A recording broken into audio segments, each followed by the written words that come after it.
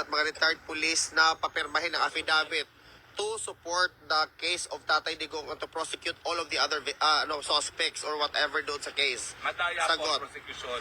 Okay. Bakit?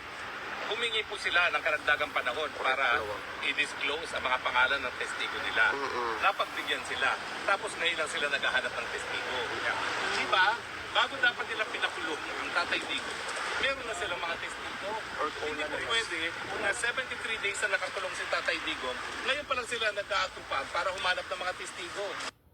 Sa akin, I think that is prosecutorial misconduct.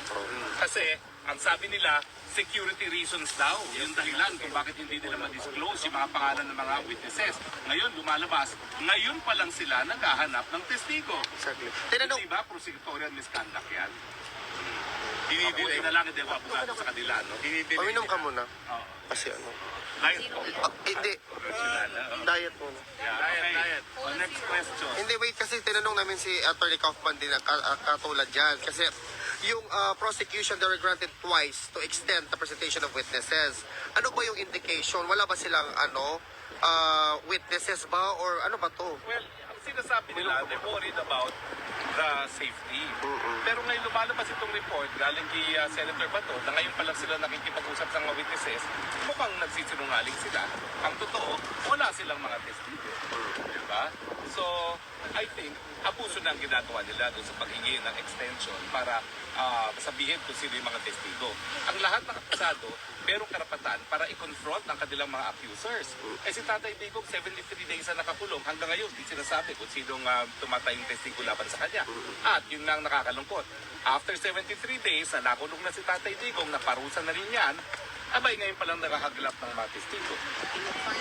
Mag-liquidate ka muna. Wait lang. Okay, tinanong din namin kay Attorney Kaufman nga para klaro lang tayo kasi ito naman yung disposition mo. Tinanong namin siya, should the President ask or plead for the ICC to bring back Mayor Duterte to the Philippines, would that be sufficient? His response was yes. And for you naman, I disagree. okay? Wala pong kapangyarihan ng ang presidente ng Pilipinas ngayon na orderan ng ICC. Okay. Talagang meron po tayong tinatawag sa international law na only the court exercising jurisdiction can rule on its jurisdiction. Okay. So, talagang tanging hukuman lang ang magdedesisyon kung meron silang jurisdiction, Okay. either nga dahil doon sa tinatawag nating rationale tempore, yung pagbitiw natin na patapos nagsimula ang preliminary investigation mahigit isang taon na, o dahil nga doon sa pamamaraan na siya ay nakuha. Pero kahit ano pang sabihin ngayon ni Marcos Jr., walang pakialamang ICC sa kanya. They will decide pursuant to the Rome Statute at walang kahit anong provision sa Rome Statute that would enable Marcos to order the ICC to divest its jurisdiction. Kailangan legal basis yan na nakasulat sa Rome Statute. So I agree, but I'm not counsel, I'm just an observer. Okay. What is your opinion, attorney, sa statement ni Attorney Kaufman na the real prosecutor daw is actually in Manila, physically located inside ng Malacanang, sitting on his palace, and that he utilized this particular institution, a foreign institution, to advance whatever political agenda they have? Well, yan naman po sinasabi ng lahat ng Pilipino. So, ina-echo lang ni Kaufman kung ano yung sinasabi na ng mga Pilipino. Na talagang dahil lang kaya nakakulong si Tatay Digong, ay dahil mga Marcos na nagnanais na Marcos forever, at ang pagkakakulong ni Tatay Digong ay pagmamaraan para mabura ang mga Duterte bilang banlang sa mga Marcos. Okay. Do you have any other question pa? Si Anton. Anton, question.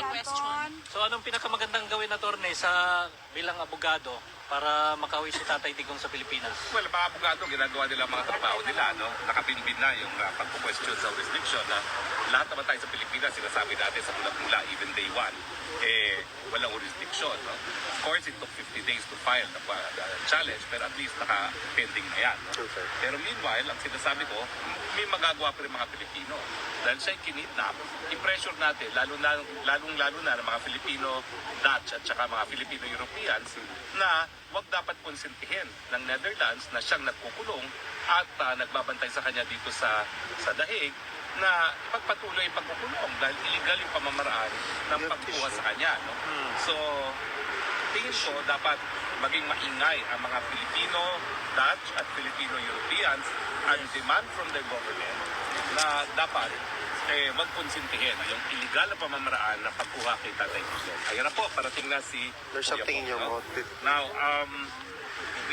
Kuya Bong po, Wait lang muna. si Kuya Bong po ay nagdala ng mga balita kay Tatay Digong. No?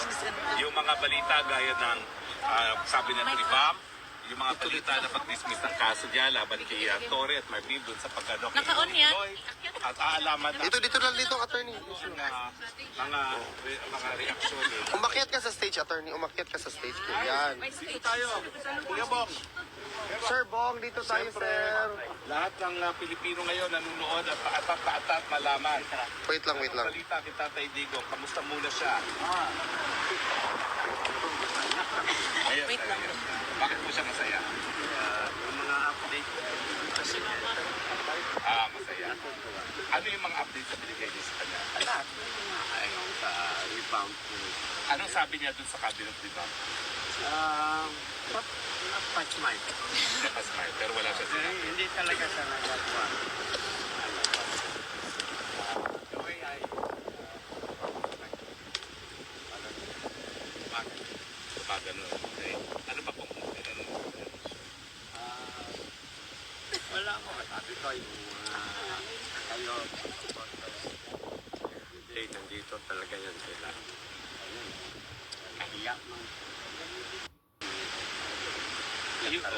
yung pag-dismiss po ng kaso niya laban kay Marvin Torre sa pag-aresto kay Kiko O nabanggit ko rin yun yung sa Guzman ako. kay Kibuloy. Ano sabi niya? Nakuha niya siya. Basta nakuha niya siya. Ang sa kanya, basta updated lang siya sa mga pangyayari. Okay na siya. Hindi masyado siya nag-comment ng ano man. But sa expression ng mukha, Yung magsisimula na po, magkukumbid ang Senate as an impeachment court sa June 3. so nabanggit ko rin yun. Sinabi ko rin napakahima tuloy para numbers game sa kanya parang gano'n lang. So talagang ina-absorb lang niya. It doesn't hindi masabi siya Opo.